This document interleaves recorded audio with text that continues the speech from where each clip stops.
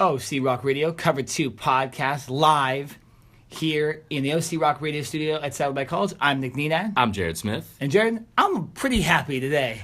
I had a pretty good weekend. Yeah, it sounds like it. You got your Dodger hat going on. Your Cardinals won. Absolutely. It was a good weekend sports-wise for Adrian you. Peterson actually showed up for the Cardinals. Did he have a game? It's awesome. He was on your fantasy team. I think he did pretty well. Oh, yeah. No, totally. Except I didn't play him. So, of course not. Yeah, of course I didn't, because, I was like, let me see how he does this week, and then he went off for That's why Nick never wins fantasy. Yep, that's why my teams are 2-4 and 1-5 this season.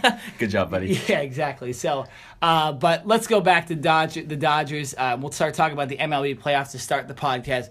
Wow, Dodgers haven't lost a game. I don't think we both expected this. We didn't do the podcast last week, so we do have a lot to talk about, but we're going to talk about the championship series, both of them. Good series so far as baseball goes. As far as the win-loss records, Dodgers and Cubs is 3-0 Dodgers, so not too intriguing there. But so let's start with the Dodgers. It just seems like they've returned that July form of themselves, that form where they were 50-7 or whatever it was, or they were 43-7 in 50 games. And it just seems like everything's going right for this Dodger team now. The starting pitching is doing well. The bullpen is doing outstanding.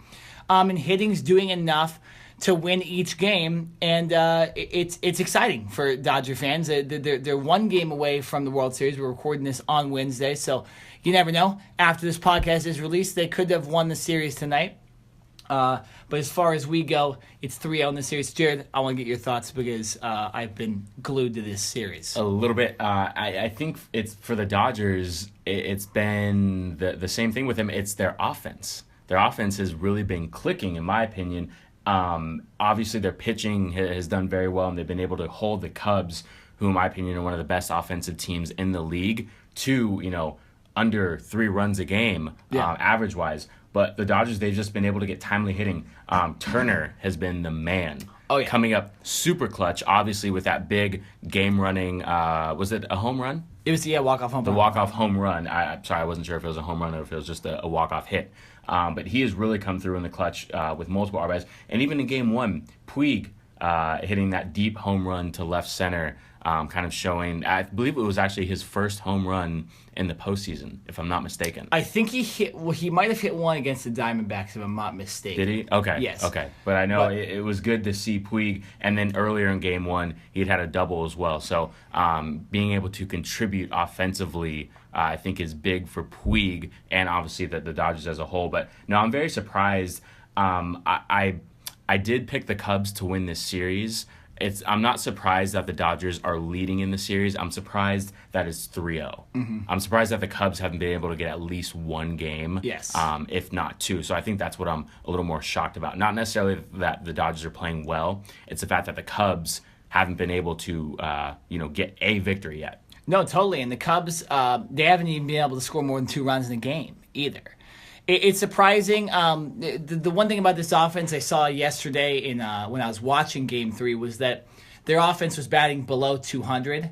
So I think they actually kind of almost escaped that National Series where both teams couldn't hit. So it was whoever got the timely hits, and it was the Cubs. That we can remember Anthony Rizzo with a couple good hits in that National Series that got them through that. But I just think this Dodgers team is clearly the best hitting team in the National League as far as the playoffs go, and that's what's getting them wins.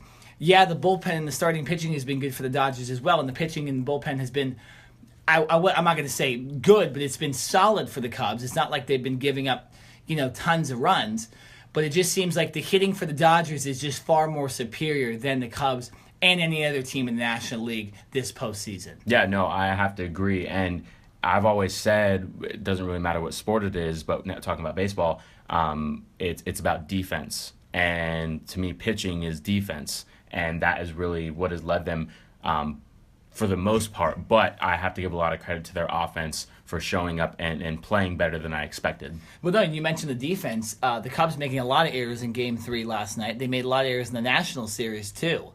It just seems like this team is not the same team as last year. It almost seems like they're playing themselves in the Dodgers from last year. The Dodgers, a 100-win team, super hot in the playoffs. This is what the Dodgers had to face against the Cubs, and now the Cubs are facing the Dodgers this year in the playoffs. It's almost like a role reversal. Yeah, well, I mean, listen, the Cubs did have 2 errors in the game. You look at the rest of the box score as far as hitting goes, and it was very close. Dodgers had 9 hits, Cubs had 8 hits. The difference is the Dodgers were able to capitalize. Yeah, game 3, I'm sorry. The difference is the Dodgers were able to capitalize on their hits and score runs when needed. Yes, as where the Cubs, even though they still had 8 hits, they were only able to get 1 run. So it's about hitting in certain situations. It's one thing to lead off the inning and get a single, or you know what I mean. But situational hitting, I think, has been very key in this series, and that's what has led to this Dodgers 3-0 start. Well, another thing too, in the entire series, 18 walks for the Dodgers as well as hitters. So I think it's 4 walks for the Cubs. So even though the Dodgers have 9 hits, they're getting on base another 6 or 7 times each game via the walk or hit batters and stuff like that too. So it's just the Dodgers are just kind of compounding everything as far as the hitting goes. Every at bat is a battle. Whereas the Cubs are giving up on at-bats and swinging in pitches early in the count and weakly grounding out and popping up and stuff like that. So if the Cubs want any chance in this series, first of all, they got to win Game 4 tonight, Wednesday.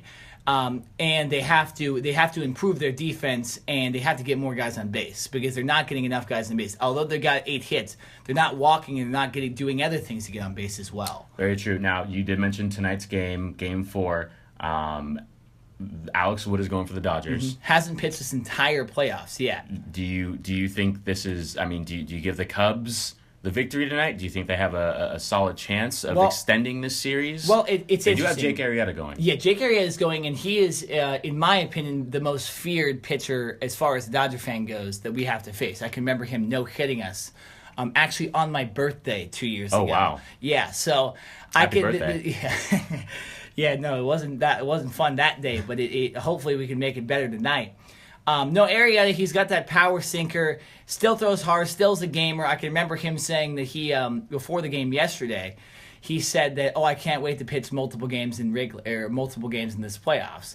Obviously, they have to win tonight for him to have any chance of doing that. But yeah, Arrieta is tough. The thing about Wood is he's coming on long rest.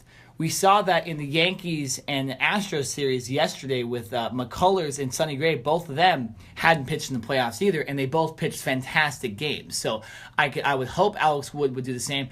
I would guess he's not on a super long leash because the Dodgers bullpen has been so good this season. So it really doesn't, as long as Alex Wood just doesn't completely screw up in this game, the Dodgers are going to have a good chance because of how good their bullpen is. But I see this being a low-scoring game, kind of back and forth. I'm going to pick the Dodgers for the night, though. I think they're too hot, and I don't think the Cubs have enough.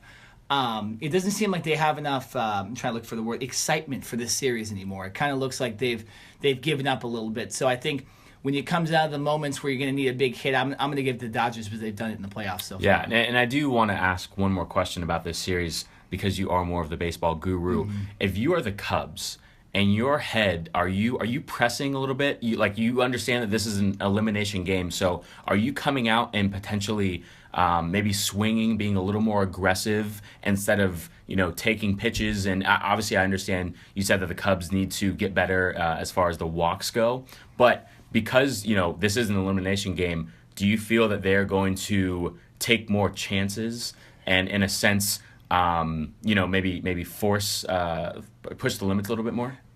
I think they have to. You have to find any way to win this game. Mm-hmm. And you mentioned it's not really about swinging at pitches early in the count. It's swinging at smart pitches early in the count. They're giving up on at bats by swinging at balls on 1-0 counts or 2-0 counts or 2-1 counts.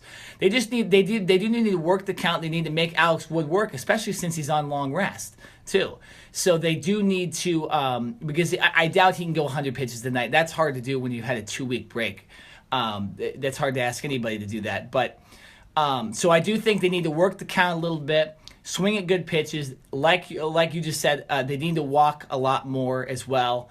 And they just need to find ways to get on base and get timely hits because I wonder, I don't know what the weather's like. Yesterday the wind was blowing out, so it was kind of, you get a ball in the air, it was almost a home run. I mean, I remember Chase Utley yesterday in the game on Tuesday, hit a fly ball that looked like a can of corn and went to the warning track. So it does depend a little bit on the weather of how you're going to hit in Wrigley Field. But I would expect the Cubs, yes, to press and really go after it this game, almost like that Game 7 last year in the World Series. So any last thoughts on the Dodgers for you, on the Dodgers and Cubs series? I agree with you. I think the Cubs are definitely going to put up a fight. They're not just going to lay down. They are at home. They are the defending World Series champions, so they are going to come out swinging, in my opinion. But in the end, I think the Dodgers bullpen is going to carry them to this series win and get them one step closer to that all-important World Series championship. Yeah, first one since 1988. So it's very interesting, very exciting here in Southern California, too. Just seeing the Dodgers do this well. They haven't lost a game in the playoffs yet, so we'll see if that continues tonight, Wednesday night. Let's move on to the Astros and Yankees. This has been a fantastic series. Hasn't been one-sided at all so far. The Astros did take a 2-0 lead, but the Yankees have come back with 2 wins at home. The Yankees have not lost at home in the postseason yet. This postseason, I'll let you start first. What have you seen in this series so far? Because I've seen a tale of literally home and away. It just seems like the Astros play better at home and the Yankees play better at home. What have you seen so far? It is. I do agree with you in that sense, but also, I mean, listen, you have to give the Yankees a lot of credit, especially going back to game 4, when the Yankees didn't really give up, because up until the 7th inning, they hadn't scored a run, and it was really, and in that 6th inning, Houston had the bases loaded and really were able to capitalize and score 3 runs that inning. And when that happened, in my head, I'm like, okay, I think this game might be over. The way that Houston had been rolling and going, it just looked that way. And then, but like I said, you have to give credit to the Yankees for coming back in the 8th inning and scoring those 4 big runs to take the lead and tie this series up at 2. But yeah, no, going into the series, I did pick Houston to win, and I still think Houston is going to win. But the Yankees have put up a big fight. But if you want to go on home field, then I think you have to give it to Houston, because they're going to have Game 7, and they do play better at home. Yeah, this series is very interesting. If I had to pick, as far as tonight goes, I would expect the Yankees to win. But the way these playoffs have been, you never know. But the problem with me with Houston so far, and this has happened at home and away, is there's about 3 hitters in their lineup that have done well in this series. It's Altuve, Correa, and Gurriel, 3, 4, and 5 in their lineup. Everybody else has literally done pretty much nothing. You can see the averages right there on the box score that we're looking at. Altuve with a 357 average, Correa 267, but with a lot of RBIs, and Gurriel with a lot of RBIs as well with 231 average. Everybody else is in the hundreds or in the zeros. I mean, everybody else in this lineup has gotten about 1 hit in this ALCS. You're not going to win a series being run by 3 guys in your lineup. So they need to get help from, especially the top 2, Springer and Reddick, who are supposed to be the table setters in your lineup, and they're not doing anything. So that's my problem with Houston right now. If they don't fix that, I'm going to have to give it to the Yankees. I do think that will be fixed. Here's another reason why Houston might end up winning this series, too. Now we turn it over to Verlander and Keuchel again. Very true. Those are the 2 guys. I mean, Verlander has been outstanding these playoffs. He's been almost unhittable, and Keuchel's been very good as well. If the Yankees want any chance, they obviously have to win against one of those 2 pitchers, and that's a tough task to ask anybody to do. Yeah, I'm not saying they have a better chance to win against one over the other, but going up against Verlander, like you mentioned, the way that he has looked so far in this postseason, he looks almost unhittable. So for the Yankees, they're going to have to scratch out 2 or 3 runs to win this game, because there's no way that Verlander is giving up more than 3 or 4, in my opinion. So it's going to be tough, gritty. They're going to have to be patient and wait for the right pitches and not swing early in the count. Get Verlander's pitch count up. Force him to only go, 6 innings, 7 innings at best, because you let him go into that 8th inning, he's going to want to continue to go, pitch a complete game. And as the game goes on, I feel like he just gets stronger and stronger. And I think that's one of the better qualities about Verlander as compared to some other pitchers, to where they kind of get weaker as the game goes on. Oh, yeah. I can remember, I believe it was game 1 or game 2 that he pitched in this series. And they were saying that, I believe it was the 7th inning, and he was still hitting 97 on the gun. So you're right. He does get hotter as the game goes on. Let's talk about the Yankees' resiliency, though. You talked about yesterday's game we're talking being Tuesday's game, the fact that they were down by so much late in the game, and it was almost instantly they came back and took the lead. It was their big guys doing the damage, too. It was Sanchez. It was Judge. It was Brett Gardner getting on base. Talk a little bit about the resiliency of this team and how they just don't give up. They just don't quit. No, they don't. And when you have big-time power hitters like this Yankees team does, you're never really out of a game, especially when you have Judge, who started the hitting off of this team with that home run in the 7th inning. But when you have power hitters, like I said, listen, unless it's like a 10-0 game, you're going to be in it. Now, obviously, like I said, you have to be able to stay poised, because when you go the first 6-7 innings and your team hasn't really been able to do anything or accomplish anything, that can be somewhat of a distraction, and you know, you can start to get a little discouraged. But for this team, they didn't do that. They kept playing.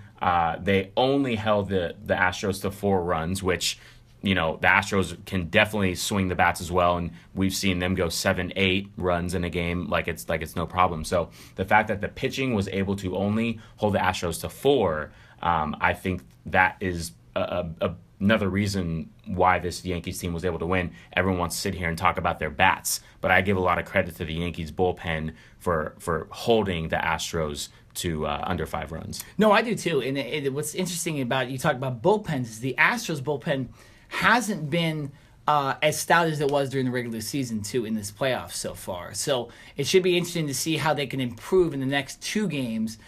Because the Yankees bullpen, I mean, they got 4 unbelievable guys that can come out of their bullpen. They got David Robertson, Tommy Kahnle, a newcomer, Aroldis Chapman, and of course Dellin Betances as well. So those 4 guys are going to come out of their bullpen every single game. Chad Green, who's been a long man for them as well, has been outstanding. Houston, though, for me, it's literally Ken Giles, their closer. I don't think about anybody else as far as a dominant bullpen guy, and that's tough when you're asking for your starters to go that long in games, whereas other teams, like we've talked about the Dodgers, they only need a starter to go 5 or 6 innings, and they're good. The Yankees only need a starter to go 5 or 6 innings, and they're good. Houston can't do that. So I think that might affect them as well, and that's one of the reasons the Yankees scored late in Game 4, and they've been scoring late in games in this entire series, too. So I think that will come up big as well. So I believe next time we do the podcast, the series will be over. So yes. Let's just make a formal prediction. I think we both agree that the Dodgers will probably win the Dodgers-Cubs series. Yes. Unless we have one of the best comebacks in playoff history. What do you see as a final prediction of this Astros-Yankees series? Going back to that home field, like you mentioned when we first started talking about this series with the Astros and the Yankees, because of that factor and because of Verlander and Keuchel, I'm going to pick the Astros to win, but I think this is going to go 7. Like I said, I think the Yankees' resiliency will keep them in these ball games, and they will continue to be close games like they have so far. But I'm going to give it to the Astros Game 7 at home. I think they're going to pull it out and meet those Dodgers. Yeah, I think the bullpens will be the biggest thing about this series. And like I just mentioned, the starters will do well for Houston. They'll go long. The problem is the bullpen. I do think the Yankees will be able to win one of these next 2 games against Keuchel because they'll be able to get to the bullpen. As long as the Yankee starters can do well in those games. And I'm gonna play a little bit devil's advocate. I'm gonna say the Yankees win in 7. I think they'll be able to. They've been so resilient these playoffs. I think they're one of the hottest. They're probably the second hottest team behind the Dodgers in these playoffs so far.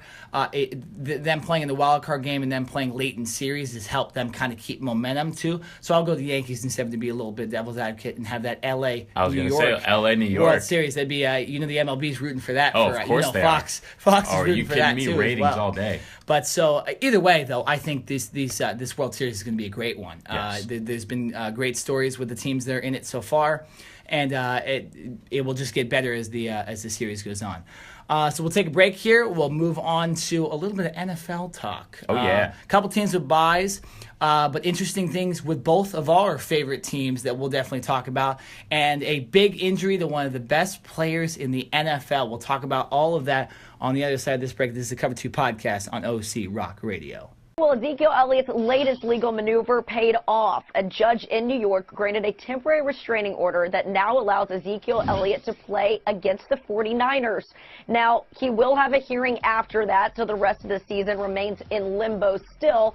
But this is huge for the Cowboys, who are coming off a bye week, and we're just beginning to see that offense turn around.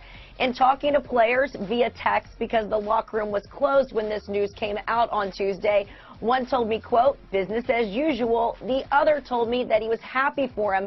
He deserved a fair appeal. The entire building picked up this week. Here's Peterson up the middle, and he will take it all the way for an Arizona touchdown, 27 yards. With all the energy that Adrian Peterson brought with him, there's still patience as a runner. Look at this. See right there? He's looking, he's evaluating, he sees the hole, and once he sees the gap, then he hurdles to it. Pass rush coming, and Rodgers, a perfect throw, and simply dropped by Martellus Bennett. It would have been a first down, and Rodgers is hurt. He took a big hit at the end of that play just as he got it out, and it looked like he might have landed on that right shoulder. That's Anthony Barr. We are back here on the Cover 2 podcast. Once again, I'm Nick Nenad. And I'm Jared Smith. We're going to move on to a little bit of NFL talk. A lot of good storylines again this week. A couple teams with buys. But the teams that weren't on buys had some good games. We want to start with probably the most important and biggest story of this past weekend, the loss of Aaron Rodgers to a broken collarbone. He's out for the season. So no more quarterback for the Packers. Essentially, the Packers have now been downgraded by most to a team that's either going to struggle to make the playoffs or not going to make the playoffs anymore. So there's one less NFC team for our two teams to worry about, the Cowboys and Cardinals. But wow, what a big loss to the NFL and specifically the Packers. Because, I mean, Aaron Rodgers is one of the best quarterback in the league, and now he's not going to play for the rest of the season. Yeah, obviously a big blow for this team, and being a Dallas Cowboys fan and seeing Tony Romo go down for so many years, unfortunately, I never thought you'd bring that up. No, right? I know what these Packer fans feel like as a fan, and you know, it's one of those things to where in the NFL, in my opinion, you have to have a quarterback in order to compete for a championship. It is very, very rare that you see teams that don't necessarily have an elite quarterback who are able to compete in the playoffs and get to that Super Bowl. Honestly, the last time that I can really think back to where a team won a Super Bowl without an elite quarterback was Trent Dilfer with the Baltimore Ravens, and I believe it was 2000 or 2001 when they had that elite defense, a very, very good running game, and Trent Dilfer really just had to manage the game. So, for this Packers team, obviously a big blow. In my opinion, I know there was kind of some skepticism on whether it was a legal hit or not. In my opinion, that's a legal hit all day. There was nothing wrong with it. It was a football move. It was just one of those things to where Aaron Rodgers obviously is not that big of a guy, and he had a huge defensive tackle or defensive end. Anthony Barr is a beast. Yeah, come down on him, and all of that weight and that pressure just went onto his shoulder. So I know Mike McCarthy came out in the post-game news conference and was pretty upset. And if I'm not mistaken, I believe he was a little skeptical and wanted to know if that was a legal hit. It definitely was. It was a football play, and unfortunately, in football, there's going to be injuries. You just never want to see these types of injuries to the big time star guys like Aaron Rodgers, because without him, now they're turning the reins over to Brett Hundley, who has been with this team for the last couple of years, came out of UCLA, and has never really had any live regular season competition. He's obviously played a lot in the preseason, but now this is his team. The Packers are still 4-2, but obviously with a lot of season left, and because the only reason why I'm not throwing this team out is because there's, in my opinion, other than I guess the Eagles, there isn't really another team in the NFC that I can say is completely dominant right now. So I think it's still very much wide open. Now, do I think the Packers are going to even make the playoffs? No. But I'm not going to write them off, and it's because there's so much football left, there's so much inconsistency throughout the NFC that I think, you just never know. No, you're right. The NFC has kind of been it's been a crapshoot so far this season. I mean, there's so many teams that are 4-2, 3-3, all of that. I do think it'll be a struggle for the Packers as well, because their division's tougher than people thought. I mean, the Bears are a good team this season, to an extent. The Vikings are solid, and it seems like they've kind of found a groove with their quarterbacks finally, with Case Keenum. And then the Lions have been a pretty good team too this season. They've kind of been back and forth as far as wins and losses go. But then you're right. And then you look at the rest of the NFC, and the only team with a really, really good record, a 5-1 record, is the Eagles. So, it just should be interesting. It'll be fun to see how Brett Hundley does, because he'll finally get some game time play. And I think a lot of people are underrating him a little bit. But it's going to be tough. I mean, anytime you lose your quarterback, we saw what happened with Tom Brady the one year he tore his ACL. They barely made actually, I don't even think they made the playoffs that year, did they? With Matt Cassel's their quarterback? They did make the playoffs. They did make the playoffs, they but still I think won they got 11 the 6 games. Yeah. So it is hard with these teams, and Aaron Rodgers was really making this team even better than they were, too, earlier this season. So it'll be tough for them. But how do you think this really affects the NFL, though, as far as, do you think more teams will kind of go for a playoff spot that might not have tried because they know there's one less powerhouse in the NFC, or do you think this doesn't change anything? I think this really only changes the NFC North. Okay. As far as the Lions and the Vikings are concerned, I said it from day one. I don't think the Bears are going to make the playoffs, and I understand that Mitchell Trubisky is a rookie, and I think he's playing well for a rookie, but that team is nowhere near playoff contention. What this does is I think it opens up a spot for the Vikings and the Lions to both make the playoffs. Before, I was kind of giving it to the Packers, and I think it was going to be the Packers and then potentially the Vikings or the Lions getting one of those wild card spots.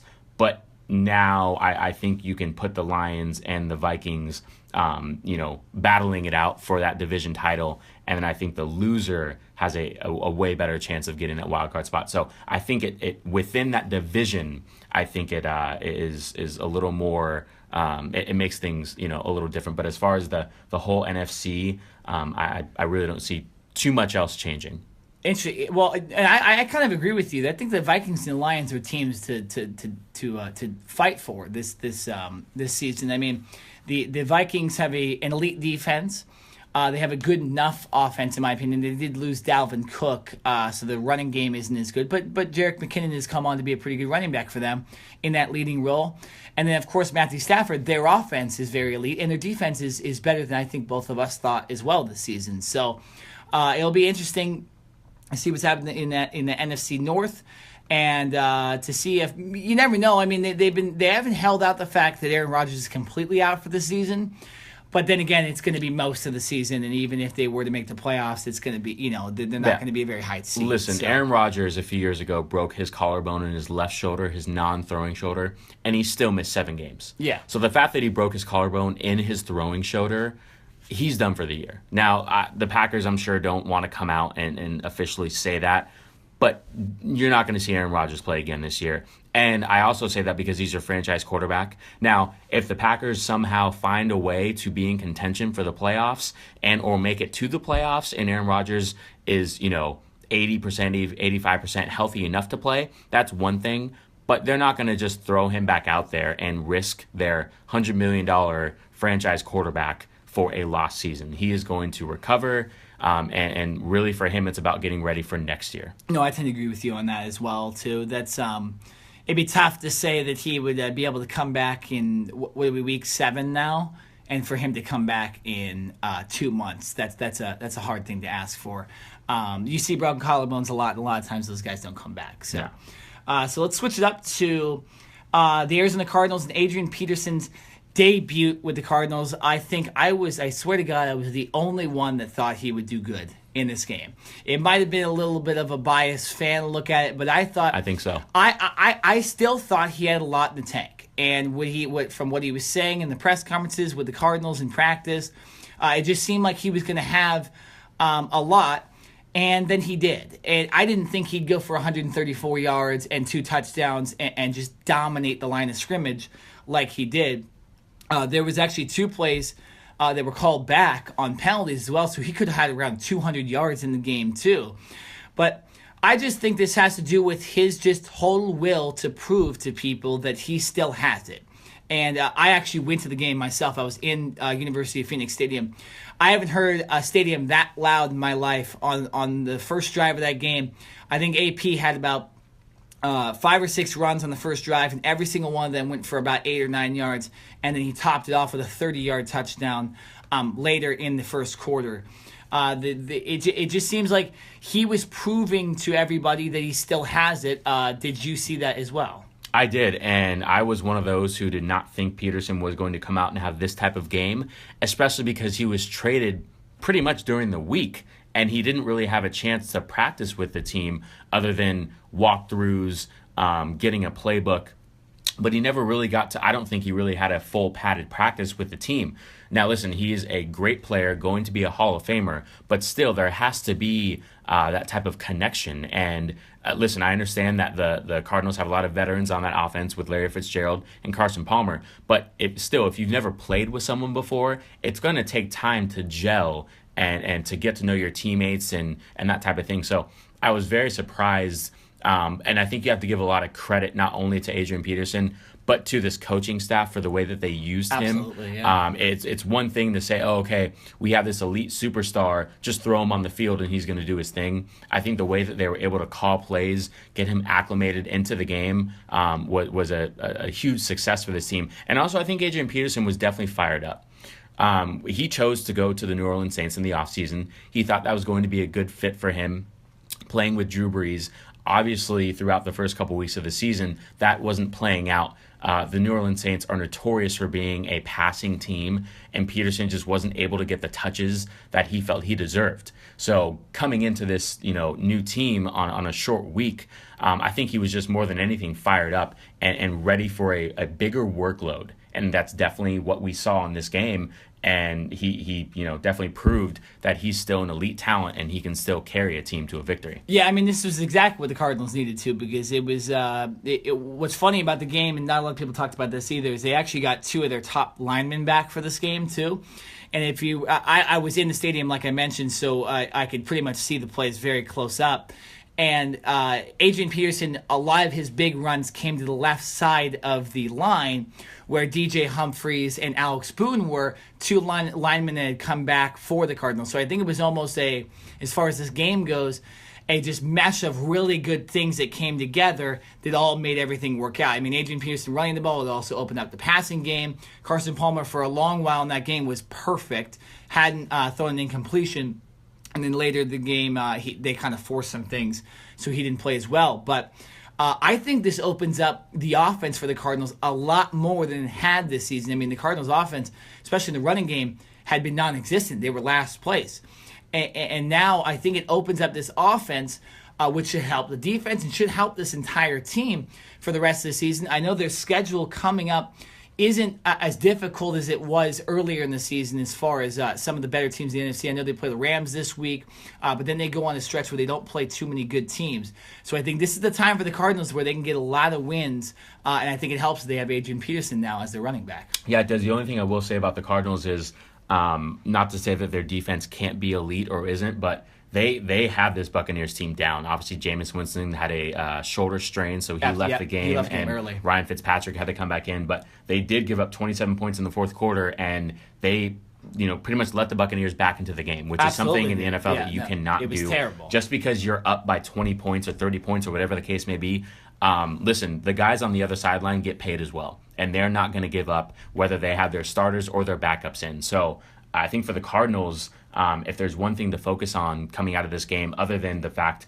that they played so well and Adrian Peterson had a heck of a game, it's that I think this defense and the offense, they need to keep their foot on their throats to an extent. Keep the pedal, keep the gas going, and don't necessarily just ease off just because you have such a big lead. Now, I'm not saying you're going to go out and throw the ball for 2nd and 3rd down and not run clock, but you also have to keep keep momentum and keep going and not let teams back into a ball game. Yeah, no, they definitely did let the Bucks get back in the ball game. There was a couple of, like I mentioned, ill-advised passes from Palmer that were thrown deep that shouldn't have been thrown deep. There was also there was a fluky fumble with Larry Fitzgerald as well near the goal line that was returned by Levante David.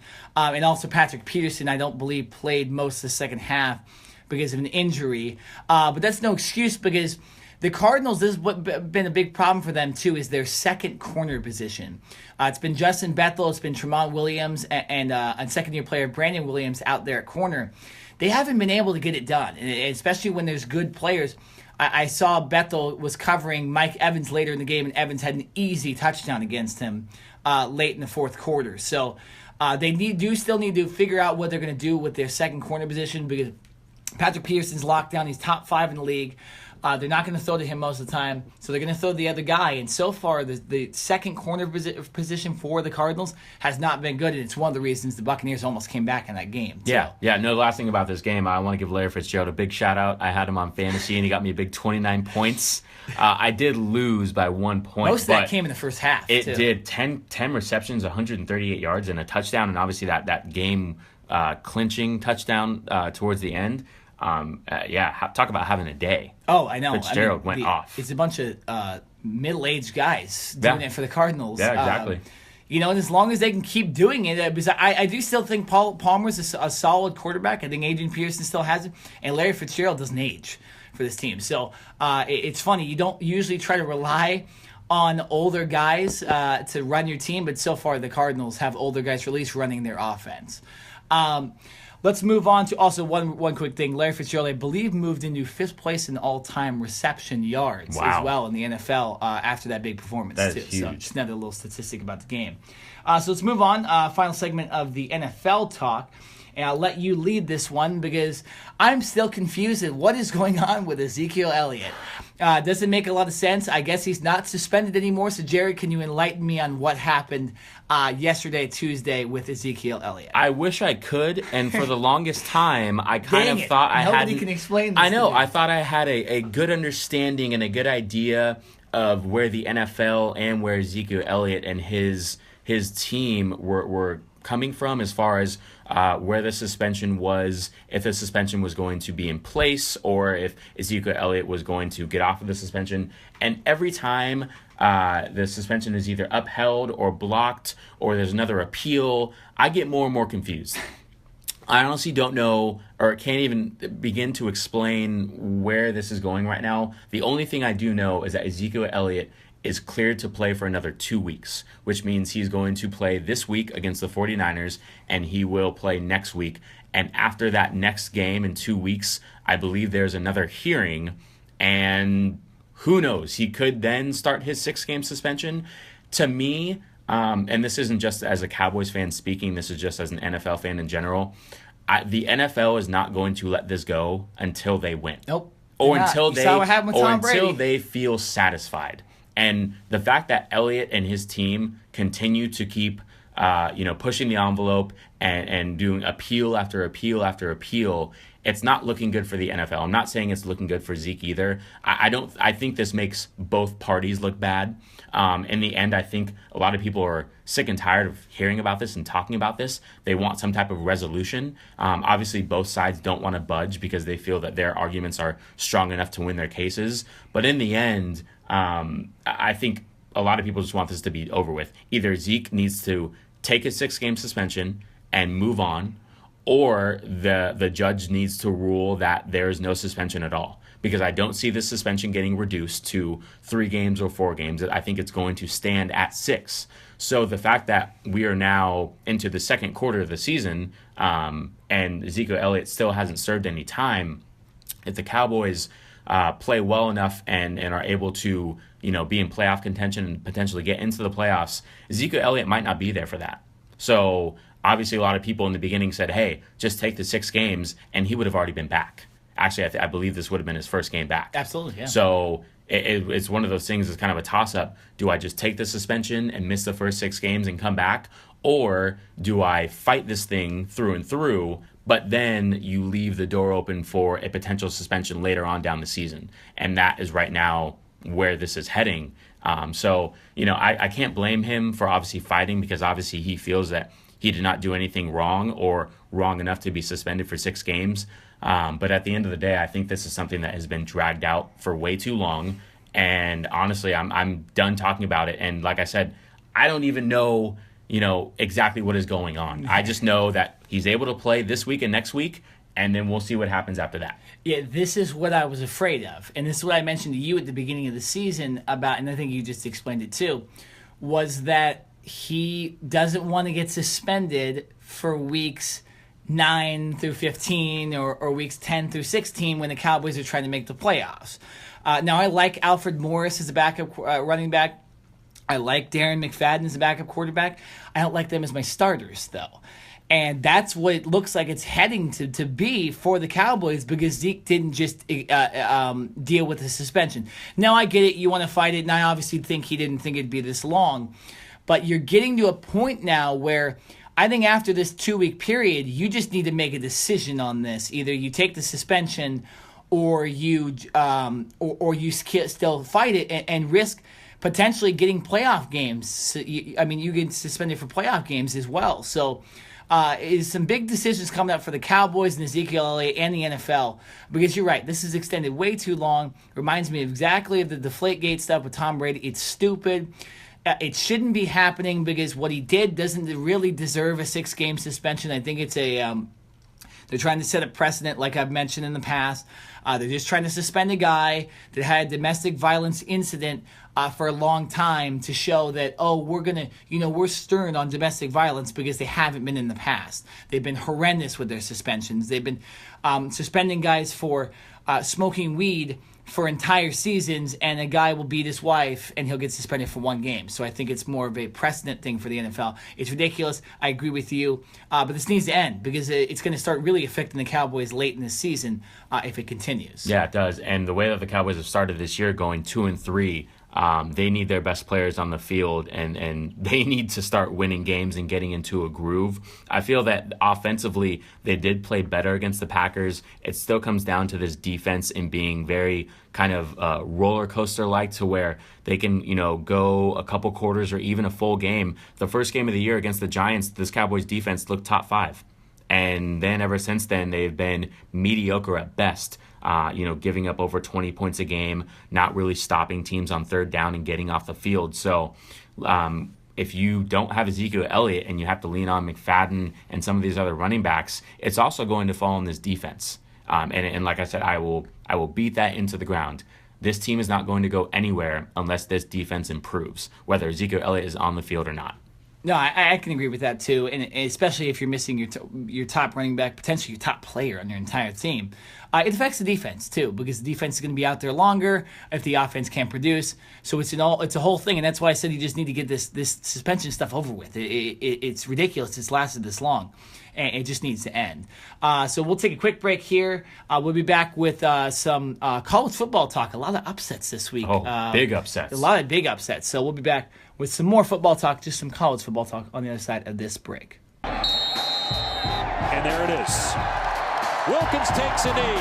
The Devils upset number 5, Washington. Stidham hit by Key. That's the ball game. And the 10th-ranked Tigers fall as well. They're terrible. What game did you watch? The defense had to play for 8 minutes. The defense had to play for 8 minutes the first half, and Cal scored whatever points they did. And then the running back over there, they treated him like an all-star when we're down the stretch. No, the defense did not play a good game. How do you think you guys are out, Coach? It's somewhere where you're searching for a bright spot. There's no bright spot. We're pathetic.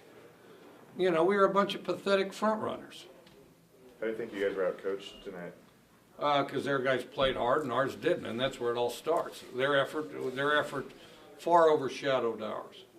Clemson cannot stop the clock. Victory formation again with 16 seconds to go. And Dungy takes one more knee. The Orange pour out onto the field. It's the biggest upset in the Carrier Dome in more than 30 years as the Orange lead the entire game.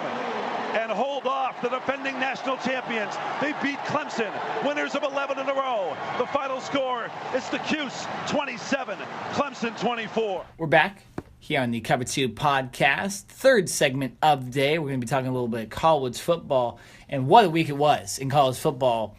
Both Friday and Saturday, big upsets. 4 top 10 teams going down to unranked teams. San Diego State lost as well, and Texas Tech got upset as well. So crazy week in college football.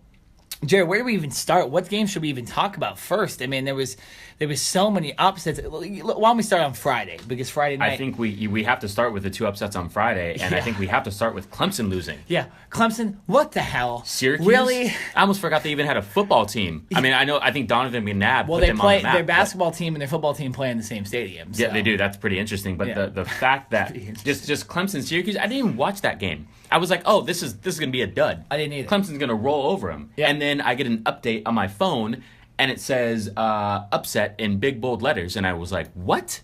So I had to go back and kind of watch the highlights and see what happened. But no, I mean, I don't know whether to give more props to Syracuse or just kind of bury Clemson. I think we should just bury Clemson. Okay. That'd be a lot Sounds more good. fun. Let's do it. A lot more fun. No, I mean, Clemson, I believe they did lose their quarterback in the game, so there's a little bit of an excuse there. But this happened last year against Pittsburgh, where Clemson they're going to make the finals. They're going to for sure go in. I remember we actually said last podcast, just put Alabama and Clemson in. And what do? They ruin it, and they make us sound stupid because we say they're going to be really good. And then they're not, and they lose. So the defense shouldn't give up 27 points to Syracuse. That's ridiculous. Syracuse is 4-3 in the ACC, which I've said is not that good of a conference. This shouldn't have happened. It's disappointing. It does make, I guess, college football a little more interesting because now we really don't know who's going to make the Final Four anymore. Besides Alabama, and now watch Alabama's going to lose this week, and now everything's going to go, But so I guess it makes college football a little more fun, and we'll talk about the next 3 games too that were top 10 victories. But Clemson, very disappointing this week. It was very disappointing, and I'm not gonna say I wish that I could say this was because this team lost so much talent from last year. When you lose a Deshaun Watson, who's now in the NFL and playing really well, and when you lose your top receiver in Mike Williams, who's with the Chargers, but so far up until last week, this Clemson team looked like they just reloaded. They look like Alabama, to where they just reload, and they keep going in motion and sync, and nothing changes. And I think they might have gotten a little ahead of themselves. Not to say that they didn't prepare for Syracuse, but it's not like they're going up playing another top opponent. So listen, these guys are still college kids. They're still 18, 19, 20 years old. And I think sometimes, listen, when I see Syracuse on the schedule, not to say that I'm not going to practice hard, but it's not like you're going up against Alabama or another top 5 opponent, right? So maybe you slack a little bit on your preparation. Maybe you don't look as game film as much. You know what I mean? Now, listen, I'm not accusing them of actually doing this. I'm just saying it potentially could have happened. And I know that, unfortunately, I did it when I played. Not that I played Division I football, but I did play, and I know what it's like when you know that you're going up against a team that's not good. It's human nature for you to sometimes loosen up a little bit. What I think this does now is it makes this a lot more difficult for the competition committee to figure out who's going to be in that top 4 playoff spot, because now really, other than Alabama, all these other teams that will get in to this playoff spot will have at least 1 loss. So you have to go, okay, what was the rest of their schedule like? What was that loss? Did they get blown out, or was it a close loss? You know what I mean? They have to take all those factors into account. And I think, like I said, it's going to be very, very interesting to see as the season goes on which teams are in and out of the top 4 each week. No, totally. And I do agree with you on I think they're just not ready. There's something about these Friday night games that gets people. We saw USC totally screw up against Washington State. We see Washington State again on a Friday night lose to Cal, and then, of course, Clemson lost to Syracuse. So maybe it's a little bit of a short week as well that's affecting these kids. But there really is no excuse. You shouldn't lose. I get it's on the road, and I get the Carrier Dome is a tough place to play. But you're Clemson, and you're the defending national champions, and you're going in there like you don't care. And you're going in there, and I get you lost your quarterback, but a team like Clemson should have a backup quarterback that can play. We always go back to Ohio State, the one year they won the national championship, where Cardale Jones, the third-string quarterback, won the national championship for them. If they can do it, Clemson can do it. You know, Alabama surely has guys, too, as well. So disappointing for Clemson, but interesting for college football. So let's move on to the other Friday night game that was an upset, and it literally was right after the Clemson game, was Washington State and Cal. And this was a blowout. Cal beat Washington State 37-3, albeit at home, but still, another thing that should not have happened. How does Washington State go from beating USC and putting up 40 points and passing all the entire game, and Luke Falk being an NFL prospect, to losing 37-3 to Cal? I just don't understand how that happened. To me, actually, it was more shocking that Washington State got killed by Cal than Clemson lost to Syracuse for me. Really? Good old Mike Leach. Mike Leach got us again, man. At his finest. Yep. Listen, this team has obviously played a lot better than I think we both would have assumed going into the regular season. But at the end of the day, I think they also got a little bit ahead of themselves. And you could tell by that post-game news conference that Mike Leach had with reporters, he was livid. You could see the steam coming out of his ears. And I think he was trying to send a message to his players through that news conference saying, hey, listen, you guys haven't accomplished anything. Yeah, so what? You guys beat USC. You're undefeated. You're in the top 10. You're still Washington State. And until you guys go undefeated, you're not going to get recognized nationally. And you guys can't, I think they were kind of setting their sights on that top 4 playoff matchup a little too soon. And it came back to bite them pretty hard. Jared, we should have known. We should have known that this Washington State team wasn't legit. I mean, we started teaching their praises and Mike Leach, saying funny things in press conferences and stuff, and we're like, maybe Washington State's kind of a good team. No, they're just Washington State that's going to be like 9-3 or 10-2 at the end of the season, more than likely. So this is just, we probably should have saw it coming. We didn't, and we got to deal with it. And now we have another top 10 team, and it's making the Pac-12 look worse too, having these teams lose by a lot to a team that they really shouldn't have lost to. Luke Falk played terrible in this game too. 5 interceptions, looked like Big Ben the other day in the NFL. And it just, it's disappointing when you see an NFL prospect do that as well, because Luke Falk was probably a top 5 quarterback going in this NFL draft next year. And he goes in and he shows essentially nothing against Cal on the road. So, maybe those fires up in Northern California affect them a little bit. Maybe the air quality wasn't as good either for that game. I remember they were talking about possibly canceling it as well. They didn't end up doing it. But I think that there's not many excuses for this Washington State team. They didn't show up to play, just like Clemson did. And Friday night in college football was crazy this week. Oh, yeah. So let's move on to the next upset we'll talk about. It's number 10 Auburn versus unranked LSU. Here's another weird thing about college football. We thought LSU was terrible. We're like, okay, LSU, they're nothing. They lost to Troy. What do? They beat an Auburn team that I thought was actually pretty good this season too.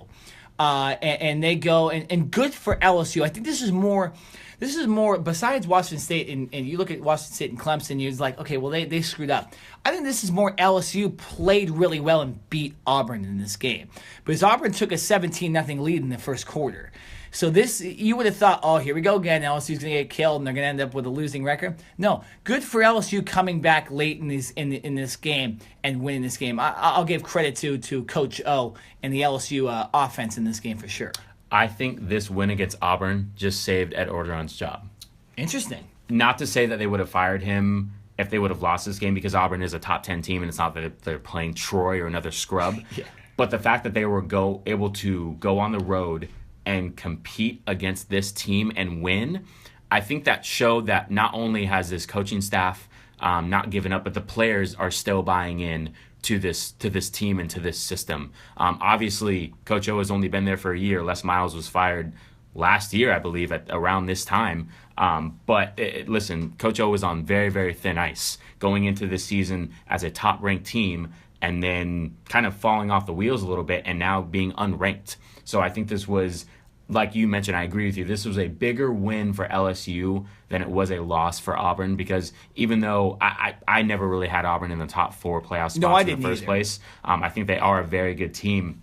And looking at the stats, when you can hold an Auburn offense who is a lot about trick formations and throwing the ball and very high up-tempo pace, you can hold them to 165 yards passing. I think that says a lot about LSU. So I think LSU will creep back into that top 25. Unfortunately, because of their loss record already, they're out of the playoff talk. They could potentially get a bowl game. But I think this was huge for Coach O. I think he now has solidified that he can be the coach for at least the rest of the season and into next year. So big win for this team. Yeah, and just they finally showed up this season. It's good for them. Auburn's a good team. I think Auburn's lost to, has it been Clemson? Was that the first team they lost to this season? I believe they lost to, was it Clemson? Yes, I believe. Yeah, so obviously that's not too bad of a loss. This is the worst loss for Auburn. Like you mentioned, I didn't think they'd make the Final Four. I thought they might have a difficult matchup with Alabama as well. I thought they might put some pressure on Alabama. And they still will. I still think they'll do that too. They will. But it would have meant a lot more with them potentially being in the top 10 or the top 5 going into that game. It doesn't. That game will still be good, but good for LSU. We want to talk about them for sure in this upset week. So now we'll move on to probably, I think, the most surprising loss of this weekend. I thought Washington was clearly going to the Final Four this year, unless they lost to USC in the Pac-12 championship game. Never did I think that ASU, Arizona State, the Sun Devils, would beat Washington. The reason I say that is because, like I mentioned, I was at the Cardinals game on Sunday. I was in Arizona Saturday. A couple of my cousins and my friends and I were thinking about going to the ASU-Washington game. We said, you know what? Let's not go, because Washington's probably going to kill them and run all over them on the field. So let's just not go to that game. Then what happens? ASU beats them. So I literally didn't go to the game because I thought it wouldn't be an entertaining game. It ended up being an upset. I have no idea how Washington only scored 7 points in this game. This ASU defense had not shown that they were that good this season. I think they had barely beat New Mexico State earlier this season in their first game of their season. So surprising. Jared, can you explain this one to me? I think this was about Washington and how they were not able to execute. And I think it's as simple as that. This offense should have been able to put up more than 7 points against a weak Arizona State defense. And it really, that's all I really need to say. Jake Browning, who is a very, very good quarterback, only threw for 139 yards. Are you kidding? That, to me, right there is all you need to know about this game and why this team didn't produce. I just want to mention Dante Pettis for a minute. One of the best punt returners in the game. Also he's a very, very very good receiver. And I believe he hold the record for most punt return touchdowns in college football. Sure. I don't know if he actually holds the record or if he's very, very close. He led the team with 56 yards receiving, but that isn't good enough to win in college football, in my opinion. You need to have guys. The next best receiver on the team on that night had 1 reception for 24 yards. Well, look at that. He has 7 receptions, and everybody else has 1 or 2. Yeah. Like, what's going on with the Washington offense? What happened? The consistency, the spreading the ball around. Listen, you have to give credit to Arizona State for the way that they came out and the way that they were able to shut this offense down. I think it's just very surprising when you see a top 5 team like this go in to Arizona State and just pretty much not show up. The inconsistency is something that's kind of very surprising, I guess to me. No, it is, and like I mentioned, ASU didn't show at all that they would be able to beat a Washington. Like I said, I thought this would be a blowout, and ASU gives up 7 points and scores 13 and wins. It's amazing to me what happens in college football sometimes. You did mention Dante Pettis, though. I'm going to say he's the best special teams player in all of college football. A guy that actually went to high school right down the street from Saddleback College here at J. Sarah. A kid that I actually played in flag football a lot when I was younger, too. Oh, really? So, yeah. So I knew he'd be special when he was coming out, especially he was very good in high school. I didn't think he'd be, Now, so you have the stat right there. It says he ties the Pac-12 record for 6 career punt returns. So he's about to break the Pac-12 record for punt returns. But you never thought a kid like that would end up being one of the top players in college football, and he is. Washington, I think they'll bounce back. Like I said, I don't think they'll lose another game until they get to the Pac-12 championship game.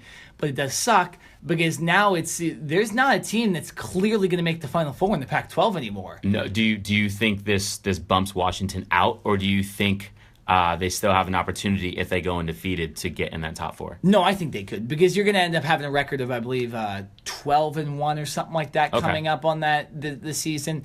And I do think there's going to be other, like, I don't think TCU is going to go this entire season without losing a game. They're number 3. I think this Penn State-Michigan game coming up this week that we'll talk about a little bit has the chance of Michigan upsetting them. So you have a lot of one-loss teams. And I think the more one-loss teams you have, the better chance a USC or a Washington has to get in. No, I've said this entire season, I think it's going to be USC or Washington. I think both those teams could win the Pac-12 championship, and I think both those teams could get into the Final Four. So no, I'm not going to say Washington State is guaranteed in the Final Four, but I think USC could easily get in too. Very true, very true. But so, crazy week. Now let's talk about that Penn State-Michigan game this week. I think this is one of the biggest games of the college football season, in my opinion, because we've been looking forward to this. Penn State's been legit all season. They have the best player in college football, and Michigan is coached by Jim Harbaugh, has a great defense, and is a very good team. How do you see this team going? Is there a chance Penn State loses this game? No, I think Penn State's going to win this game, and I really think it's because of the lack of offense that Michigan is putting out, and it's mainly because of their quarterback play. They lost Spate, and I'm not sure if he's done for the year, but he's got that bad shoulder injury, so they've had to go with their backup, who has been inconsistent at best. There's been times when he's thrown for 3 touchdowns and a couple hundred yards, and then the last couple weeks, they haven't really been able to get the offense going. Now, like you mentioned, Michigan does have a very, very stout defense. They lost, I believe, 9 or 10 starters on that defense from last year, and they were able to reload and pretty much continue to have that top 5 defense like they did last year. But because of their inefficiencies on offense, I'm going to give it to Penn State, and the fact that Penn State is the home team in this situation. Yeah, no, that definitely gives an edge. I don't want to say that Penn State's going to get upset. I just want to preface that this is one of those games where Michigan is going to come out and put all guns ablaze, because like we're just talking about with Washington and USC, they can't lose another game to get into the Final Four. Michigan, they've already lost the game. This is essentially their season as far as the Final Four goes. They have to win this game in order to have a chance to be in the Final Four. They essentially have to win this game for a chance to be in a New Year's Six bowl. So I think they'll come out. I don't want to say that Penn State loses this game because they're at home and they're one of the best teams in college football, but I'm just saying I give this 51% Penn State, 49% Michigan. Really? I think it's that close. Okay. I do think Michigan, because I just think Michigan's going to play balls out, and I think they're going to go for this game. Yeah, no, I do. I agree. You are right. This is their season, because you get that second loss on your record and you can kiss those playoffs goodbye. So I understand it from that point. But because Penn State offensively, I think, is more effective, and because they've got, is it Sankey back there? Who's their? I'm sorry, what Sankey? I'm thinking of their former. I'm all over the place right now. We're gonna check and see who their running back is. Yes, I actually can't remember him either. That's why I'm not saying anything. I know. For some reason, it's like Saquon Barkley. I had the S right. Yeah, I had the S right. Okay, so I kept wanting to say Bryce Love too, and I knew that wasn't my apologies. Right. We were both wrong. Yeah. Saquon Barkley, one of the best running backs in college football, and even though Michigan does have a very stout run defense, I think Penn State is going to be able to move this ball. They have to focus on Saquon Barkley and control the clock. Yeah, no, they have to focus on Saquon Barkley. They have to take him out of the game, make Trace McSorley, their quarterback, win the game for Penn State. That's what you have to do for your Michigan. Let's move. There was actually one more game. I totally almost blanked on this. USC Notre Dame, the battle of the Shillelagh this week. Both teams coming in ranked high. This is another matchup where one of these teams' playoff hopes is gone after this game. And this is where you get late in college football season and you start to see these teams where these games really matter for both teams, and this is one. USC, if this doesn't affect them in the Pac-12, but it will affect them for the playoff, I do think USC will come away with this game. I think Notre Dame's been a little overrated this season. Brandon Wimbush does come back. He's been injured the last couple weeks, and Notre Dame's been able to hold down the fort. They're ranked number 13, but I just think USC, after that loss to Washington State, they've really hunkered down. They beat a good Utah team late on Saturday. Utah was ranked pretty much the entire season before they lost the week prior. And I think USC comes out and wins this game because just like Michigan, they need to win this game or they have no chance in the final. Yeah, no, I think USC has the definitely better talented team, and they should come out and win. But I want to give actually a lot of credit to Notre Dame because at the beginning of the year, Notre Dame was unranked. And in my opinion, I honestly didn't know if Coach Kelly was going to make it out of the year or make it the full season as their head coach. The way that they finished last year, the way how the team kind of was just disemboweled in a sense, and they lose their starting quarterback who transfers to Florida. So now you bring in Wimbush, and then he gets injured. It didn't look good for this team, but they've been able to stay poised. They also had a new defensive coordinator, so you've got all new guys, around this team as far as coaches and players. But the fact that they've been able to go from unranked and moved all the way up to number 13 with a 5-1 record, I give this team a lot of credit for fighting. Obviously, it doesn't matter if both these teams haven't won a game and they are 0-10. When this game comes up on the schedule, you circle it, you mark it down. This is all these two teams are going to be focusing on this week, and I think it's going to be a really, really good matchup. It's always fun when it's at Notre Dame. For some reason, it just always comes down to that fourth quarter, and it's going to be a very, very close game. I don't see any type of blowout, but I think USC and Sam Darnold will get the W. Yeah, it's always tough for Notre Dame Stadium, but it seems like USC can always come out of that stadium with a victory. It almost seems like Notre Dame beats USC at home a lot more. Like they kind of beat each other away than they do at home. Very true. At least lately. Yeah. You can always remember the Bush-Push game, too. Yep. Helped USC get into that national championship that now doesn't exist in college football because of Reggie Bush. But this will be a fun game, almost a must-watch if you're a college football fan, because this will help one of these teams have a better chance at the final. Whoever wins this game, we both think it's USC. It's probably a little biased, but we both think it's USC. That's fine. Of course it's fine. Yeah. I also think the Cardinals, I hope they win this week, and I think you want the Cowboys to win in the NFL. We do. So, yeah, absolutely. So that's done with college football talk. We're going to play a game that we always like to play every week on this podcast. What's that, Nick? It's Do You Care, Jared? Oh, okay. If you didn't know. I didn't know. Yeah, you didn't know. So it's Do You Care? We'll be back with that. A lot of interesting stories, a lot of things to talk about in Do You Care. We'll be right back on the Cover 2 podcast. NFL Network insider Ian Rappaport is reporting Dallas has been selected as the site of the 2018 NFL Draft. And as Ian adds, the fan experience could be expansive in Dallas, AT&T Stadium to be exact. First of all, he got to get suspended by the Bulls, not the NBA. Yeah, the Bulls got to make a change. You can't have teammates because you can't have your teammates punch each other in the face. It happens, Chuck. You know what happens. Come on, man. Yeah, you can't. No, you can't do that, man. You can't have that. Kid's going to be out for a long period of time. Well, it happens. You can't have That's all I'm going to say. Yeah, I'm saying, okay, you know what? It does happen, but you have to, if you're... Both of y'all are soft. Yeah. It happens. No, man. You got to suspend that kid. Why? Because he punched a guy work in his environment. face. So now you're really short-handed. It's a work environment. You can't have fights in the work environment. And Perron's going to walk it to the front, and he rips this home. What a shot as the Golden Knights give up the 3-goal lead, but they find a way to win this one in overtime. Another win on home ice. Back on the Cover 2 podcast. Nick, guess what it's time for? It's time for Do You Care? Nick had to move away from the mic so he didn't blast. Yes, and luckily I didn't hit the box this time behind me that has a lot of glass stuff in it. So I was a little it was a lot worried. safer of it. Yeah. There was an awkward pause, and then you moved back. Absolutely. You didn't know what I was going to do. I could have just slipped right out the door and done it outside the room. I was scared for your safety, but we made it. And it's time for our favorite segment of the day, Do You Care? We've got a little hockey talk, NFL, and basketball to get going. A lot of good basketball. So, Nick, I will start with you first. Do you care that the LA Kings have started the season 4-0-1? I do care. Yeah, I said that a lot of people don't think the Kings are going to make the playoffs this year, and I said, man, their talent's still really good. They still have a a top line of Anze Kopitar and Dustin Brown.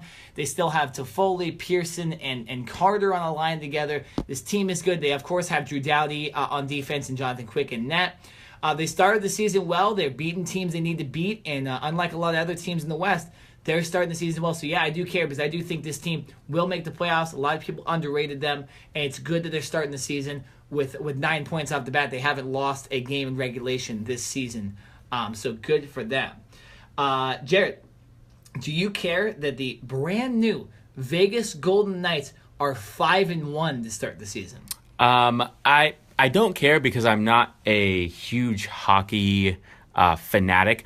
I am, however, very intrigued by the fact that this expansion team has been able to do so well so early on. Typically, expansion teams do not play well at all. Now, listen, it's still very early. This hockey season is going to last for another, 5 or 6 months. So do I expect this team to continue this hot streak? No. But the fact that this team is essentially, playing with a bunch of new players, guys who have never really played together, and they're leading their division after the first week and a half, 2 weeks of the season, I think it says a lot about this, not only the coaching staff, but how these players have been able to buy in. I wasn't too sure how well this team was going to be able to do in Vegas. Vegas just doesn't seem like a hockey town to me. It's obviously they're trying to get an NFL stadium, but I wasn't sure, is this team going to be able to acclimate to this city? And obviously a lot of these players came from other teams. They did get a lot of draft picks, but they also did get to pluck players from other teams during the draft. So it's kind of just a mix of youth and veterans right now. And so far, they've been able to put it together. I think the big question is, will they be able to do that consistently for the rest of the season? And I'm not so sure about that. Nick, do you care that Eagles defensive end Chris Long is donating the rest of his 2017 salary to education equality efforts? I do care because you never see players do this. Obviously, Chris Long, he's been a very good player for the St. Louis Rams when they were the St. Louis Rams. He actually never played in L.A., but he was a great player for the St. Louis Rams, made a lot of money, and obviously he thinks that it's more important for the cause he's doing to give the money to that than to give the money he's earning with the Philadelphia Eagles, because I don't believe it's a huge contract. I think he's doing it for the veterans minimum right now for Philadelphia. That doesn't matter. It's the fact that he understands that he's made a lot of money in his career, and he knows that this is a bigger cause. Good for him. Chris Long, a local guy from around Orange County in LA as well. His dad, of course, Howie Long, is on Fox. His brother, and Kyle Long, is a fantastic Pro Bowl guard for the Chicago Bears. So a good family there, and they've grown up here, so I've known a lot about them. But it's always nice to hear a story about that with a guy. It gives a lot of his money away to a really good cause. So good for Chris Long. Jarrett, do you care that the NFL draft in 2018 is going to be in Dallas, Texas? Oh, hell yeah, I care. It was in Philadelphia last year, and the Eagles fans definitely showed out. It was actually a very, very fun draft to watch. Obviously was not there, but I just watched it on TV. But for the Cowboys to have all 3 days at AT&T Stadium, there was a little bit of talk as to whether they would have 1 day at the stadium, and then they would have the rest at the Star, which is their new $1 billion practice facility in Frisco, Texas, that they built and that the Cowboys were able to practice in for the first time this offseason.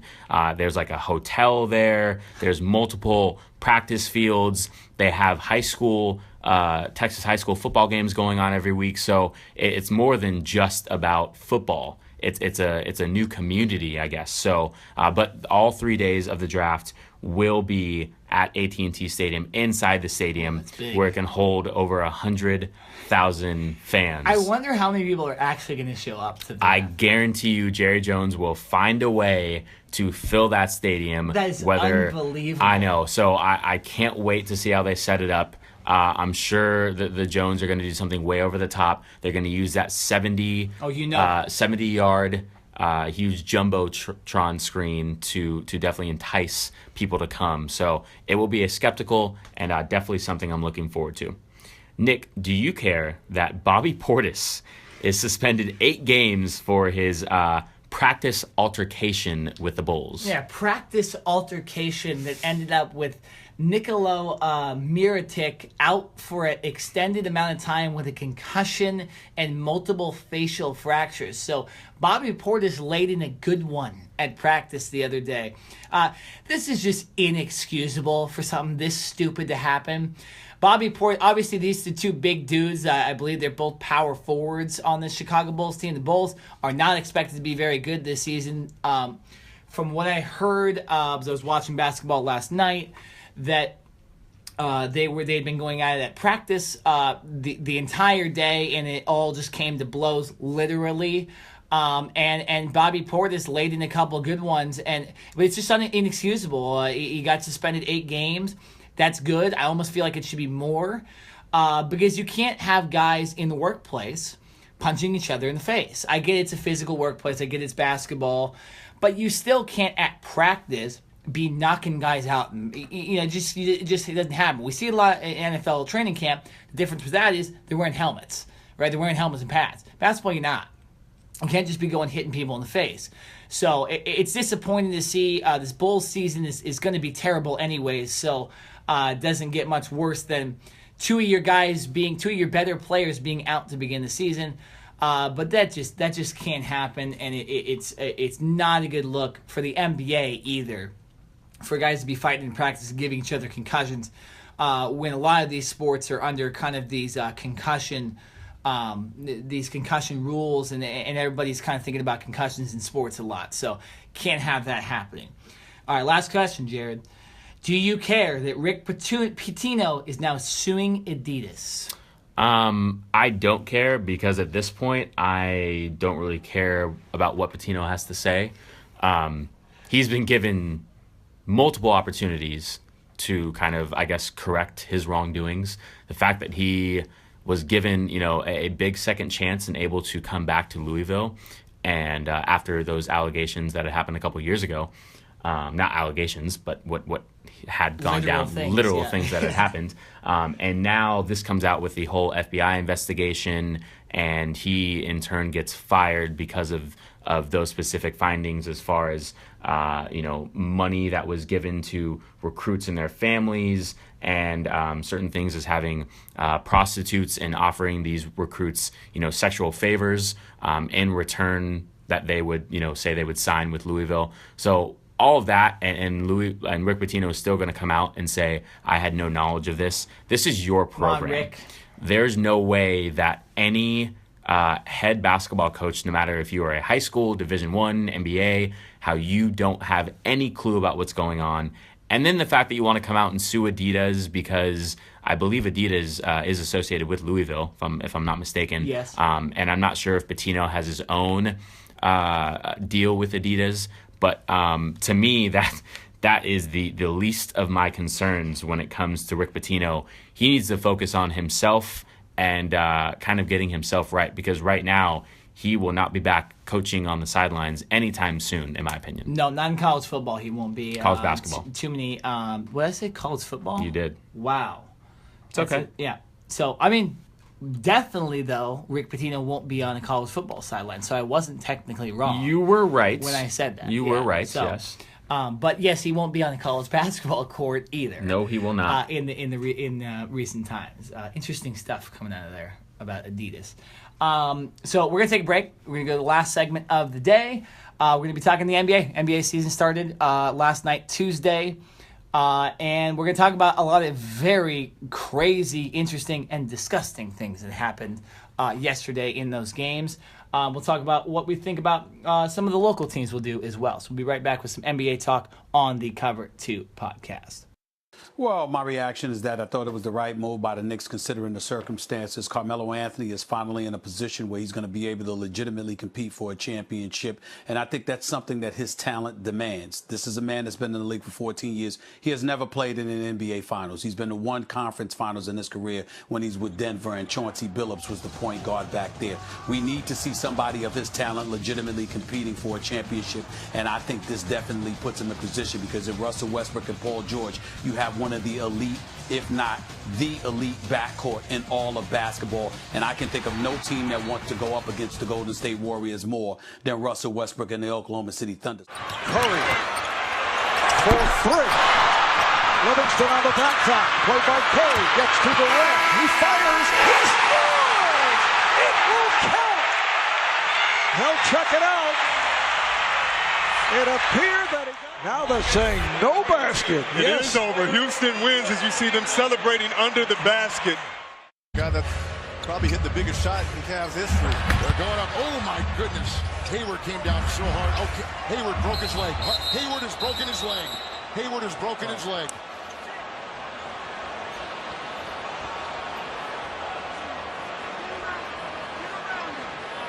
Oh my gosh. Oh my gosh. Cover 2 Podcast, final segment of the day. Once again, I'm Nick Nenad. And I'm Jared Smith. And we're going to talk a little bit of NBA basketball. Loaded podcast today. Been a fun one. Now we're transitioning to our fourth sport of the day. You don't see that a lot in the Cover 2 Podcast that time of year again. But the NBA season officially kicked off last night, Tuesday. We're doing the podcast Wednesday, so that's why I said last night. And we had two fantastic matchups in the NBA, the Cavaliers and Celtics, Houston Rockets and Golden State Warriors.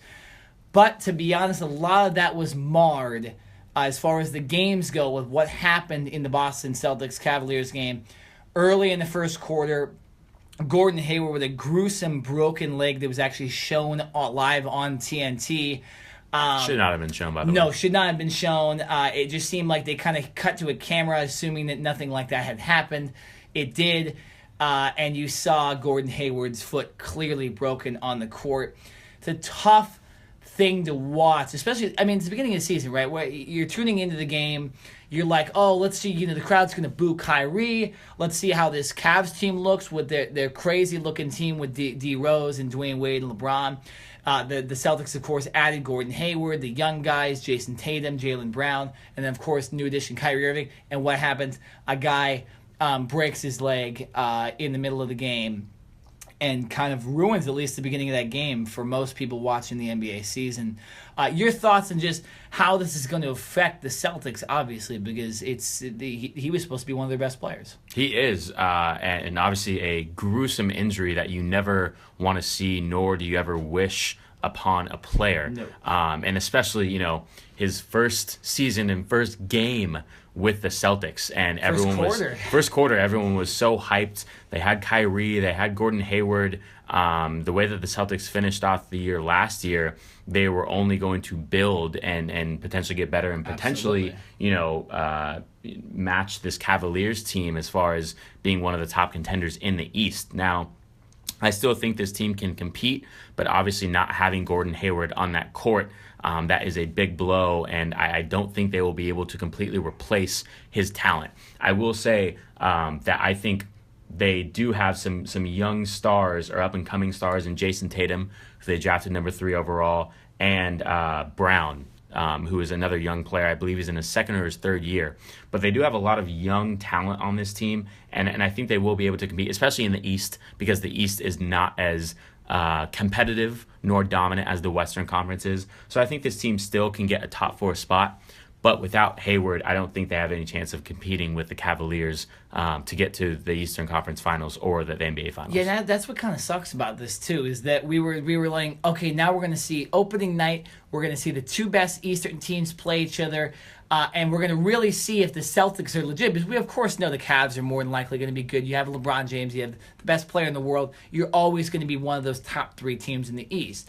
The problem was, for the last couple of years, there wasn't that clear number 2. The Celtics looked like that clear number 2, and then now they kind of go back to what they were last year, a really good point guard, and then a bunch of super young guys in Al Horford. That's not a team that I'm going to say off the bat, oh, they're going to the finals. I'm not going to say that. So with the loss of Gordon Hayward now, who was a very good player for the Utah Jazz, I'm really high on him. We don't know if that injury 100% makes him out for the season. A lot of times, broken bones, you can come back from them faster than, say, a torn ACL or a torn ligament anywhere else. But still, you're losing him for a significant amount of time, and this Celtics team is not going to look as good as what everyone thought they were. And it's disappointing for the NBA in a whole. It is. I will say, though, this Celtics team still did compete. And to begin the fourth quarter, or into the fourth quarter, the Celtics had the lead. Yeah. So it's not like they just fell off when Gordon Hayward went out. This team still competed hard and had a solid chance to win. Kyrie Irving missed a 3 at the end of the game to tie the game and take it to overtime. Yeah, so exactly. By no means am I, and I don't think you are either, are we counting out the Celtics team. No, they're going to be. They're still very competitive. They're going to be a top 5 or 4 team. All I'm saying is that you look at this, you look at an Eastern Conference matchup, maybe in the playoffs later along the line. I know it's weird for us to be talking about the playoffs, but with the NBA, it's a little easier because there are about 5 or 6 legit teams. When you look at the playoffs looking up, I'm not going to say, especially if the Celtics have Gordon Hayward, that the Celtics are going to win a series against Cavs. I just don't think that's going to happen. So disappointing in a whole for the Celtics. Now, let's look at the Cavs. They're a new-look team. We're going to go and extend a little bit of, on a lot of these new-look teams, a lot of stars move teams. So we'll start with the Cavs. We just talked about the Celtics. This Cavs team, wow, what an interesting look they are, right? Their point guards, Derrick Rose. They're starting shooting guards, Dwayne Wade. They have Kevin Love playing center, of course, and then Jay Crowder, who they traded for Kyrie, is playing the power forward. So a very weird-looking Cavs team with no Tristan Thompson and J.R. Smith in the starting lineup. And then Isaiah Thomas, of course, on the bench. He's still injured, I believe. From that he hip won't be injury. back until at least midseason. Yeah, exactly. So you don't expect him until later. But this team is going to be very interesting. Like we've been kind of talking about, I expect them to be the best team in the Eastern Conference. Do you agree with me on that? I do, and I'm looking at their depth chart right now, and depth is the key word. This team has depth at every single position. Yeah. I'm looking on Amon Shumpert, the number 3 shooting guard on your team. On paper, you have Derrick Rose starting as your point guard with LeBron James and Dwayne Wade. 3-4 years ago, when Derrick Rose was probably arguably one of the best point guards in the league, if you were to put him on this roster, add Kevin Love in there too. Are you kidding me? I think what this team is doing is what the NBA as a whole is going more towards, and it's what college basketball is doing as well, is going more towards small lineups, not necessarily having the big, strong physical presence in the middle, back in the day with Shaquille O'Neal and those types of centers. You're having more centers who are more versatile, guys who can shoot the 3, step out and stretch out the defense and spread the court a little more. And I think that's what Tyronn Lue wants to do with this team. And he can really do it with any lineup he wants. You can put LeBron James as a shooting guard and move Jay Crowder to the small forward position, have Kevin Love be the power forward, and then Tristan Thompson be the center. You can put Dwayne Wade at the point guard position. He can bring the ball up the court. LeBron James can bring the ball up the court. You have so many different options that unfortunately throughout the season there's more than likely going to be some type of injury or something like that, and they're going to experiment with this lineup. And that's the great thing about this team is they have the opportunity to do that. And even if a player goes down, now I'm not saying if LeBron James goes down, obviously that's huge, but if another role player goes down, all they have to do is plug another guy in, and more than likely they're going to keep that engine going, and not much is going to change for this team. So this is, in my opinion, easily the favorite to come out of this Eastern Conference, and it says it all right here with their depth chart. If they can stay relatively healthy, you can almost lock this team into the NBA Finals spot. No, yeah, it's a good team. They did a good job of replacing Kyrie with a bunch of other really good older players. You can't say that they're not older players, but it's a good depth roster. A lot of times, guys come off the bench, you're not going to be losing much. So it's an interesting team to watch, and like we said, they're probably going to run the East. One more point about this team. For as talented and as stacked as they are, I think this is, in a sense, kind of a must-win year. Because if you think about it, Derrick Rose is on a 1-year deal. Dwayne Wade is on a 1-year deal. LeBron James, there's no guarantee. His contract is up at the end of this year, and there's no guarantee that he's coming back. So, in a sense, next year, this could be a whole new-look team, and they could be losing a lot of talent. They don't necessarily have draft picks in the next couple of years, and a lot of their money is tied up. So I think this is kind of a win-now, all-or-nothing mode for this team, because unless they, find a way to re-sign some of these players, this is a one and done for this team. Yeah, it's a very interesting point. And Dan Gilbert shaking in his boots and hoping that they do something this year because I don't think in the next couple of years the Cavs fans are going to be very happy with their team. Not at all. So let's move on to the Western Conference. The game in the Western Conference yesterday, Tuesday, was the Rockets and Golden State Warriors, two of the best teams in the NBA. Chris Paul, of course, coming to the Rockets. Golden State Warriors have their top four. So great matchup. Not too much to talk about the game. The game ended up being a 122-121 score. The Rockets getting the win, but Kevin Durant literally was about 0.1 of a second off from winning that game for the Warriors. So essentially, they could have won it. They just ran out of time. Doesn't really matter who won the game. It's more interesting the fact that the Rockets. This is another new look team. Chris Paul with only 4 points in the game, 8 assists, or I believe 8 rebounds and 11 assists. Chris Paul doesn't look like he fits in this offense so far. James Harden is still the clear ball handler in this lineup, and Chris Paul's not used to that because he's been the clear ball handler in lineups in the past with the Hornets and Clippers. So I'm interested to see what Houston does because last night did not show that this Chris Paul experiment's going to work out right now. Yeah, no, Chris Paul is the point guard. He has been the ball handler throughout his entire career. So I was actually very surprised like you were. Obviously, Chris Paul did not play towards the end of the game. I believe he had a sore knee. I'm not sure how serious it is, but I think they were just trying to manage it. And obviously, it's only game one, so you don't want to overextend him and then have him get injured and miss some time. So, but no, I was very surprised that James Harden was still bringing the ball up the majority of the game. Every single play. I think you can't really blow this out of proportion yet. I think they're trying to experiment still and see, okay, what's going to work, what's not going to work. Can Chris Paul play off of the ball? Can he, work and try to get himself open for some easy shots and be a little more aggressive offensively as opposed to being the facilitator and passing the ball and getting other guys involved? So I think they're trying to say, okay, is this going to work, or do we need to go back to more of a traditional style where we have our point guard and Chris Paul bring the ball up and James Harden works off the ball more? So I think throughout the season, throughout the first month or two, you're going to see this experiment and see what works. And then I think as we get to midway point in the season, you're going to see, one of two things happen. Chris Paul is more than likely going to take over, which I think is going to happen, or you could have James Harden, who had a career year last year, being the primary point guard, continue to grow in that aspect. Yeah, it's an interesting dynamic for the Rockets because you have two legit point guards in your team, two first-team point guards on your team. One of these two guys is going to need to figure out to be a little more unselfish or change their role. I think it has to be Chris Paul.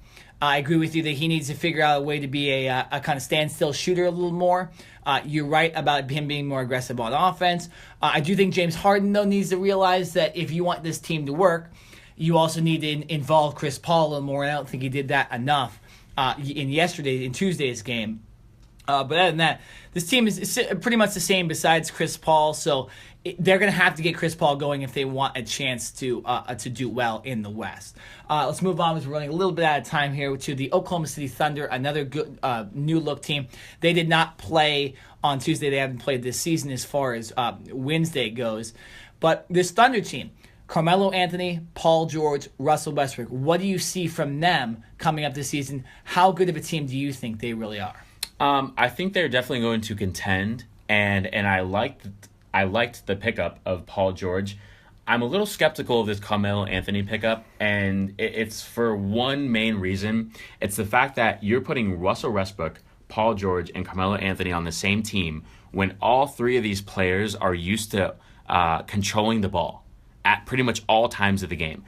At the end of the game and end-of-game situations, all three of these guys are used to having the ball, being able to take their own last shots. So now, how do you divvy that up? Obviously they're all going to be at the court at the same time to start the game, but and you have Carmelo Anthony playing the power forward, which he's never done in his career. Once again, like the Cleveland Cavaliers, this Oklahoma City Thunder team is going with a smaller lineup, more of a quick, fast lineup, which I think plays into Russell Westbrook's hands. But at the end of the day, I think this is still Westbrook's team.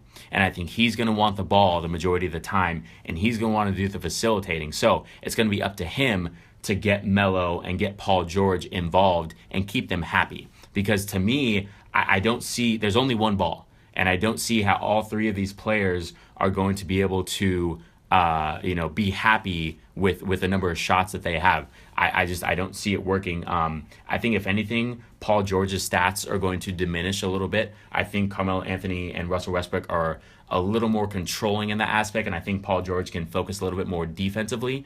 So if anyone's stats are going to take a tumble, I think it's going to be Paul George.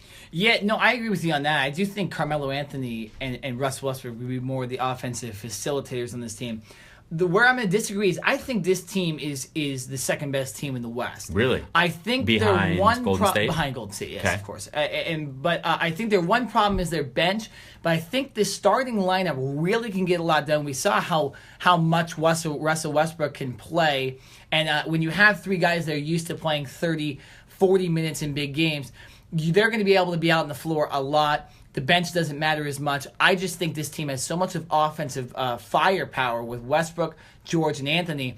I actually think it will work out a little more than you do. I think they'll be the second best team in the West, barring injury to one of these three teams. Bold statement. Yeah, no, it's interesting. It's just interesting because I don't know. You don't know really what these three guys are going to bring, but they've all been very good players. And I think this is more for Carmelo Anthony finally getting out of that New York scene with Phil Jackson and all that, the debacle with James Dolan and all that stuff. So I think Carmelo's going to be happy in Oklahoma City. I think he's going to be happy to finally be on a really, really good team and have a chance to really fight for a championship for the first time in his career. Yeah, no, like I said, this team is going to be competitive. I'm not saying that at all. I'm not trying to discredit what they have brought to the table so far. I'm just very interested to see how this team gels. Are they going to be able to work together? If it comes down, they're down by 1 and there's 3 seconds left, who's taking the shot? Obviously, Russell Westbrook is used to doing that. Carmelo Anthony is a pure scorer, and Paul George is used to doing that on his team with Indiana before. So who's going to decide that? Is it going to be the coach? Is he going to let the players do it? I mean, I think it's going to take a little while for this team to gel. And just because you have superstars on your team, like we've seen with Cleveland and the Golden State Warriors, it's going to take time. It's not like they just automatically say, "Oh, okay." The Miami Heat needed time. Yeah, right. Too. You're not just going to put these guys together and they're automatically just going to play well. So, listen, if this team doesn't start off, hot, or they lose a couple games early on, don't hit the panic button, because I can totally see that happening. It's going to take a month or two for these guys to work together and say, okay, you're better in the end of game situations. This person is better with bringing the ball up and controlling the pace of the game. And then, maybe you focus a little bit more defensively, that type of thing. They're going to have to find specific roles for these three superstars. Absolutely. We want to talk about Clippers and Lakers, but we're running out of time, so we'll talk about them next week. This is a fun podcast, man. We had a lot to talk about today, and it's going to be like this for next couple weeks with all the 4 sports. So can't wait. I know, can't wait too. So this has been the Cover 2 podcast. As you hear the music playing, and hey, we'll see you next week. A lot more football, baseball, and basketball talking next week.